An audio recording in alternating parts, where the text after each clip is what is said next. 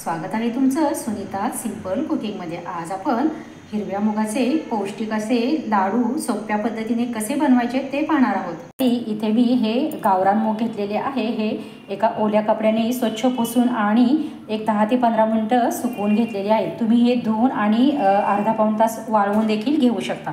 इथे मी हे 1.5 वाटी गावरान मूग घेतलेले आहे। त्यासाठी इथे मी 1 वाटी गूळ घेतलेला आहे, 1 वाटी सुकं खोबरं घेतलेलं आहे, तूप लागेल आपल्याला आवश्यकतेनुसार, आणि ड्रायफ्रुट्समध्ये मी बदाम आणि काजू याचे काप घेतलेले आहेत, खसखस लागेल साधारणतः 1 चमचा, आणि इथे विलायचीची पावडर घेतलेली आहे। हे एवढं साहित्य आपल्याला लागणार आहे। इथे मी गॅसवरती कढई गरम करायला ठेवलेली आहे। सर्वात अगोदर आपल्याला त्यामध्ये हे मूग आहेत ते भाजून घ्यायचे आहेत। हे 1.5 वाटी मी मूग घेतलेले आहेत ते आपण आता भाजून घ्यायचे आहेत।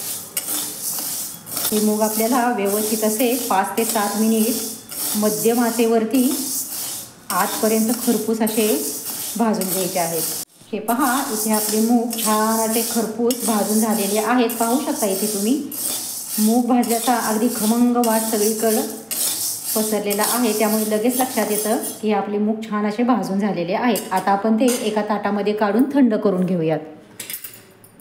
होतच आहे तोपर्यंत आता आपण ही खसखस आहे ती देखील आपण भाजून घ्यायची आहे। गॅस अगदी बारीक करायचा आहे। बारीक गॅसवरतीच आपल्याला सर्व जिन्नस व्यवस्थित असे भाजून घ्यायचे आहेत।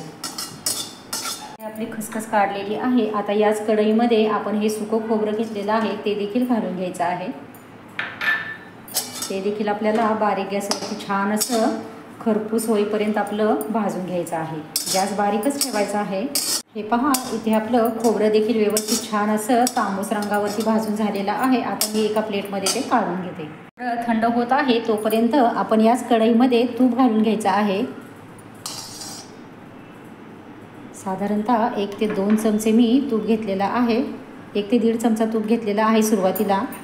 आता यामध्येच आपल्याला हे बदामाचे काप आहेत ते घालून घ्यायचे आहेत। ड्रायफ्रूट्स ऑप्शनल आहेत, तुम्हाला घालायचे असतील तर घाला, नाही तर नाही घातले तरी देखील चालेल।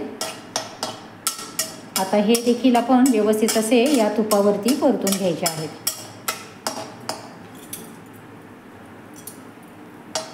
त्यासोबतच आपल्याला इथे हे काजू घेतलेले आहेत ते देखील घालून घ्यायचे आहेत। आपले ड्रायफ्रूट्स देखील काढून झालेले आहे। हे सर्व साहित्य होईपर्यंत आपले मूग देखील इथे थंड झालेले आहेत। आता मी ते एका मिक्सरच्या भांड्यामध्ये काढलेले आहेत। आपण ते आता बारीक असे वाटून याचे फाईन पावडर बनवून घेऊयात।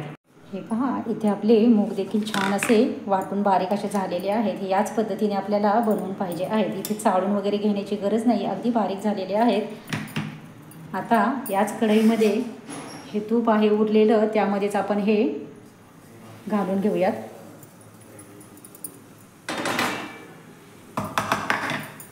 गॅस बारीकच करायचा आहे। त्यामध्ये आता हे व्यवस्थित आपण हे मिक्स करून घेऊया। लगेच एकदम घालायचं नाही आहे। इथे साधारणतः 1 चमचा आणि 2 चमचे मी तूप घेतलेलं आहे। सुरुवातीला ह्या एवढ्याच तुपामध्ये आपण हे मीडियम गॅसवरती छान असं भाजून घ्यायचं आहे। अर्धीच वाटी तूप घेतलेलं होतं, इथे थोडं थोडं करून तूप घालत आहे।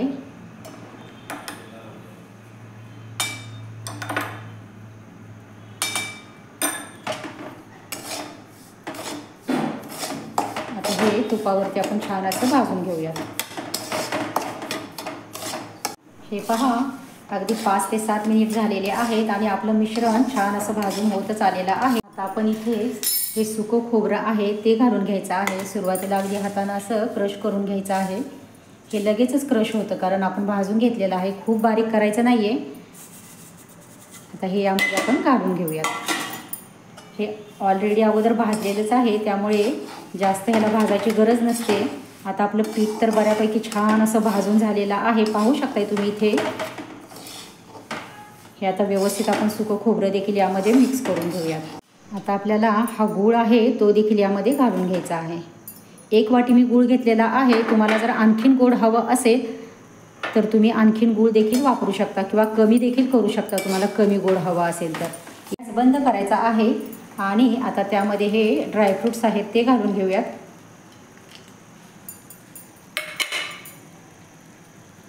विलायची पावडर घेतलेली आहे ती देखील आपण इथे घालून घेऊयात.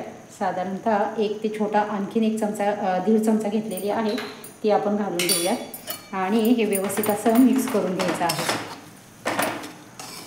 कढई गरम असल्यामुळे गूळ लगेचच वितळला जातो. मी गॅस बंद केलेला आहे. आता हे व्यवस्थित आपण मिक्स करून घेऊया छान असं. विलायची पावडर वगैरे टाकलेली आहे त्यामुळे. आता यामध्येच आपल्याला ही भाजलेली खसखस आहे ते देखील घालून घ्यायची आहे. ती देखील आपण व्यवस्थित अशी यामध्ये मिक्स करून घेऊया. तुम्ही खसखस वरून देखील लावू शकता, पण मी यामध्ये मिक्स केलेली आहे कारण ती सर्वत्र लागल्या जाईल यासाठी मी हे यामध्येच मिश्रणामध्येच मी घातलेली आहे. दिसायलाही छान दिसते आणि सर्व मिश्रणाला देखील व्यवस्थित अशी लागली जाते त्यासाठी. आता हे व्यवस्थित झालेले आहे मिश्रण. आता आपण हे या ताटामध्ये काढून घेऊया. हे पहा, इथे आपले लाडू बनवून छान असे तयार झालेले आहेत. हे हिरव्या मुगाचे पौष्टिक असे लाडू आहेत. रेसिपी अगदी साधी सोपी आहे. आवडली असेल तर नक्कीच व्हिडिओला लाईक करा, शेअर करा, कमेंट करा. चॅनलवरती अजूनही नवीन असाल तर प्लीज नक्कीच चॅनलला सबस्क्राईब करा व शेजारी बेल आयकनही प्रेस करा. धन्यवाद.